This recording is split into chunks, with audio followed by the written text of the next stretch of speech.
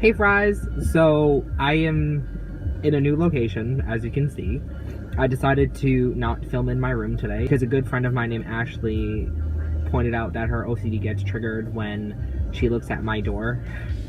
Like the frame of the door, how the little right angle is missing. Yeah, I didn't design that, but I agree with her. So I'm in my car, and I apologize if I have to start moving or whatever. I'm parked right now, and the reason I'm parked is because when I was driving around, my phone kept falling. That wasn't fun, because I don't have one of those clips. So the car could very well move at one point, depending on if I have to leave or not. But as of right now, I think we're good. I'm in a parking lot. So unless, like, someone comes up to me and is like, what are you doing here? You're trespassing, whatever. That's what it is. As you can see now, my hair is gray. It's not because I'm aging. I got gray because I wanted, like, a silver vibe going on, and it looks metallic in the light. But the roots are growing in. So there's that. Okay, so as you can see by the title of this video, it's going to be a story time video. Whenever I used to tell this story, because it happened, I believe 2014, so almost 5 years ago. Whenever I tell this story, I get really heated, so I'm gonna try not to because I'm not in private. Let me lower the volume. I don't want to get copywritten. Oh, you just got copyright. I hope you could hear everything I said. If not, that's gonna suck. A police officer just drove by. That was fun. So I'm not going to say what school I went to for anonymity purposes, and I'm not going to use real names because that's not my game, girl. I was a first semester senior, and I was ready to be done. But me, being me, was like, oh, maybe I could double major. So I majored in psychology, and then there was this other subject that I was going to major in as well. But after my first semester of senior year, I would need to take 4 courses in that subject second semester. Mind you, I was done. Like, I was out. Long story short, I didn't double major. I minored in the subject, so that's cool. Anyway, first semester senior year, I took this class that I needed to take. It was a requirement to minor in the subject as well as major. The first day when we got the syllabus, we were all looking at it, and it was like, oh, we're gonna like read 6 books throughout the semester. The second day of class, we had already like had to have read majority of the first book. So I read it, and she stops, and let me just turn off my car actually. She points to me and she goes, tell me about time. And I was like, I'm sorry, what? Excuse me, pardon? And she goes, tell me about time. I looked at her and I was like, I'm not sure what you mean. And in the back of my head, I was like, what is she talking about time? Like, time was never mentioned in this book. Like, there's no time. I read it. There's no time. Time, like, doesn't exist. I didn't know how to answer because I didn't want... One, when you call on me randomly, I get put on the spot and I freeze up, and that's not me. And 2, like... if I don't have my hand raised, please don't call on me because that's just going to make me uncomfortable and not want to answer because I'm not going to know how to answer. Like, if I don't have my hand raised, I probably don't know the answer or I don't want to talk. Me talking in social situations, especially if I don't know people and it's like the second day of class, I'm not going to do well. So she calls on me. Again, I answered, I don't know what you're talking about. And she goes like, and looks over at another student who had their hand raised, called on them, and they answer that time doesn't exist. What do you know? Time didn't exist. There goes me. So I was feeling some type of way because she like scoffed or sighed or whatever noise that was that came out of her. So after that class, I go to her office hours and I'm like, hey, Professor Smith.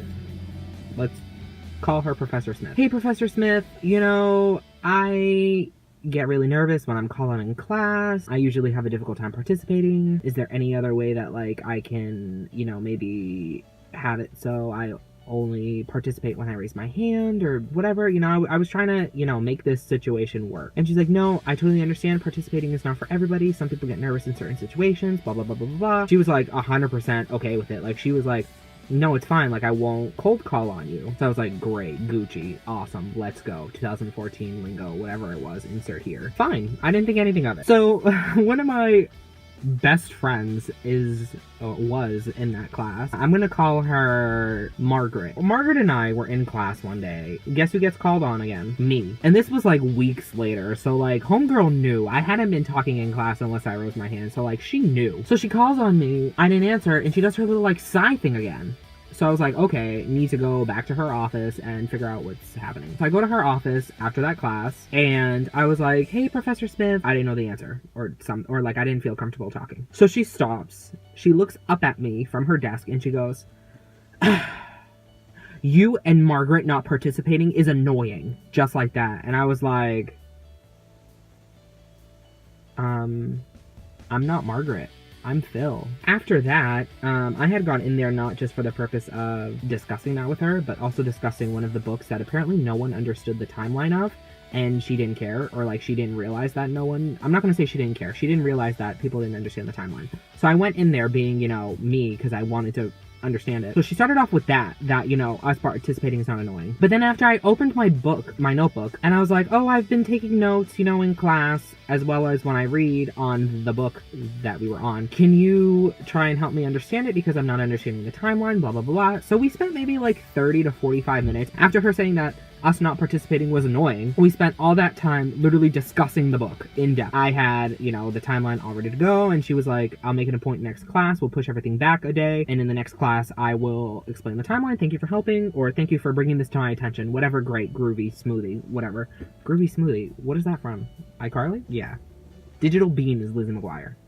Okay, I don't know what's wrong with me. So, me and my friend Margaret, we were at her apartment one day after class, or not one day, it was that same day, and I told her what Professor Smith had said, and she just started like crying or whatever, and I was like, no, Margaret, it's cool, like you and me are gonna make a pact, we're gonna participate as often as we can, as much as we feel comfortable. And so that was our pact, that we were just gonna participate as often as humanly possible. I don't know if it was the next class or the class after that, but Margaret raises her hand. I don't know what possessed Professor Smith to act this way. Someone was speaking, she looked at them, she saw my friend Margaret's hand go up.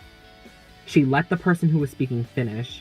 She turned to Margaret and she, like, almost as if she was rejoicing, she, like, puts her hands up in the air and she goes, Margaret! Like, in the middle of class. There was no, like, subtlety to it at all, and like everybody knew why she was saying it, because me and Margaret, because the class was maybe like 12 or 14 people big, and me and Margaret were probably not the people who didn't participate the least, but like we were on the lower end of the scale in terms of participating. And I just looked at her like as she was rejoicing, and I was just like, girl, really? Like, everybody knows. And so of course like Margaret felt embarrassed after the class, because literally, like, if a teacher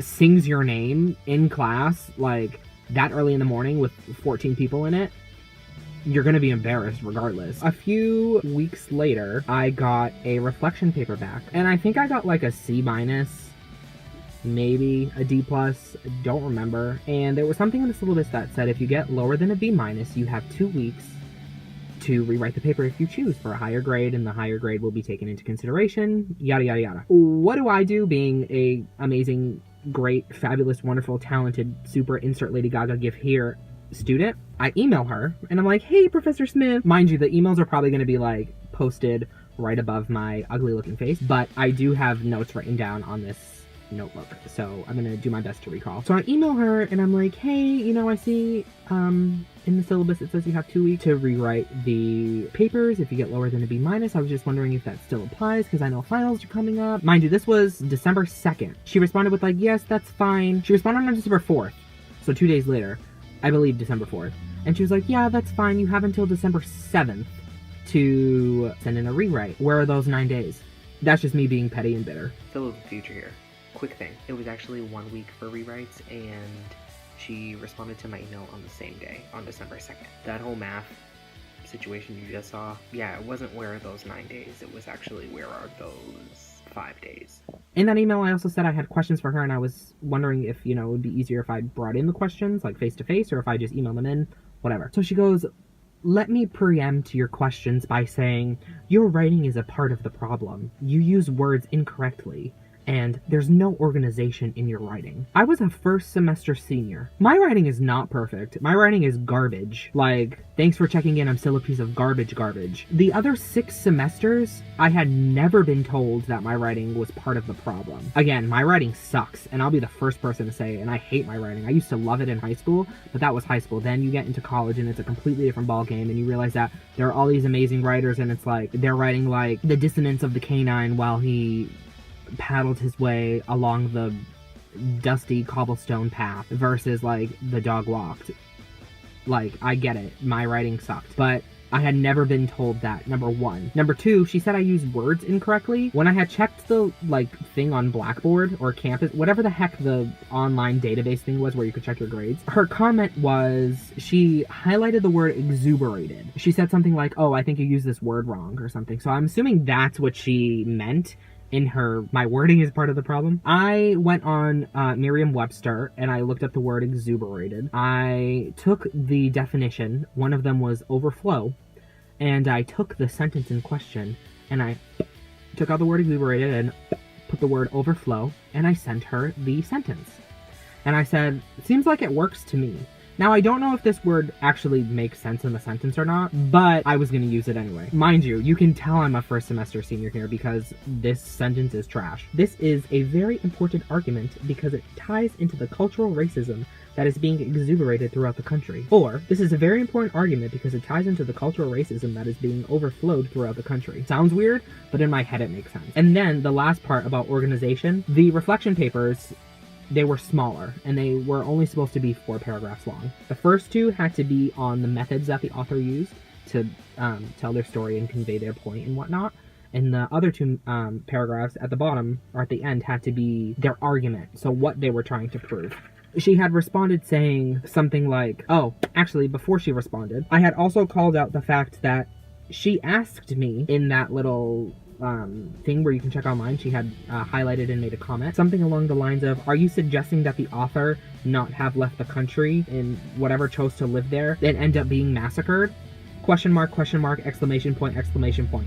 Are you kidding? Question mark. So I also responded to that part, and I said, from our notes on October 7th, we had a discussion in class saying that the author did lose, I'm not gonna say what the phrase is called because then it's gonna give away the class.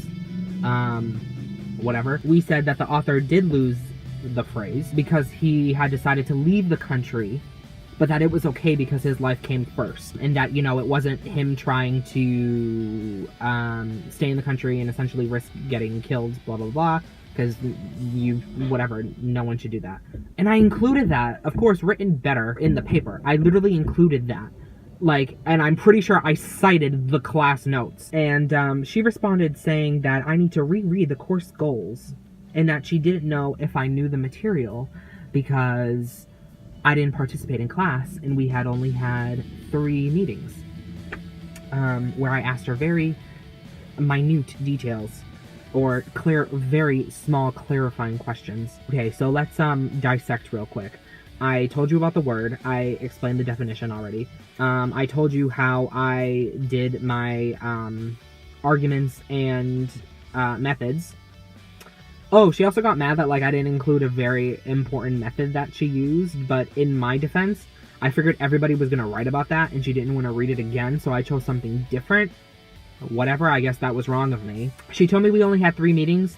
No, girl. We had the initial meeting where I asked you if it wasn't okay to call on me. We had a meeting after that where you literally said me and Margaret not participating is annoying. We had a meeting where I literally had you for 45 minutes telling me the timeline of the book because nobody understood and you didn't think to explain the timeline, which was freaking necessary to understand the book. And we had the initial meeting when I got the paper back for the C- or whatever grade I got. And then I think we had like another meeting after that, like around Halloween, where, because like I vaguely remember us talking about Halloween costumes.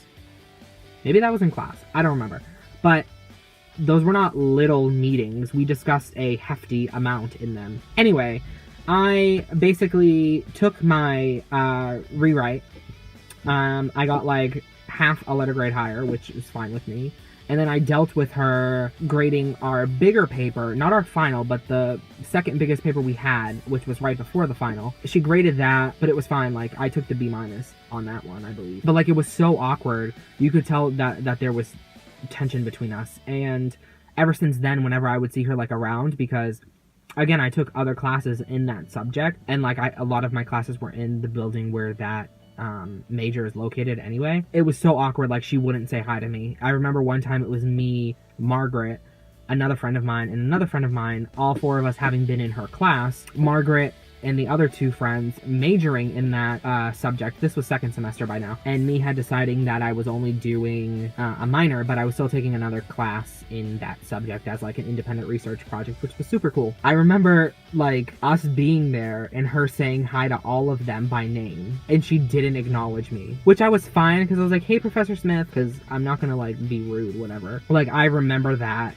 to this day, and it was just so awkward. And like, yeah, I mean, like, I couldn't say anything at the time. I could have said anything, but she was tenured, so she wasn't like gonna get in trouble. And even if she quote unquote could get in trouble, I wasn't trying to like have someone get in trouble. But like, the situation and the interactions that I received from her and by her were just very cold, and she made me feel less than welcomed in that class. And the class only met twice a week, so it wasn't even that bad. But like, you know, when you're sitting in class and you can just kind of tell that like there's a professor there who doesn't 100% care. And like, I'm sure she cared about some of her students and the material she was teaching, but I just felt like I was just there. Like, I was just there, paying for the class, just, you know, just sitting there. I know that there are worse story times out there about college classes and whatnot, and like, she didn't throw a book or chair or anything at me or anything crazy like that at me. But I don't know, it was one of those things where she literally, like, my friend cried because Margaret, because she like essentially belittled her in class, and she made me feel stupid, because my writing is the problem.